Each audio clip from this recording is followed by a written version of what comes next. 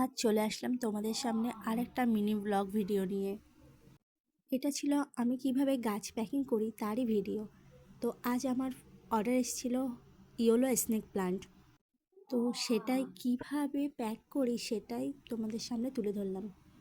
গাছ টেপিং করার পর বোর্ডের সাথে আবারও টেপ দিয়ে সেটা টেপিং করে তারপর বোর্ডটা আটকে দিলাম, যাতে গাছটি ভিতর নাড়াচাড়া করতে না পারে। এবার দেখো কিভাবে আমি এটা টাইট করে টেপিং করছি।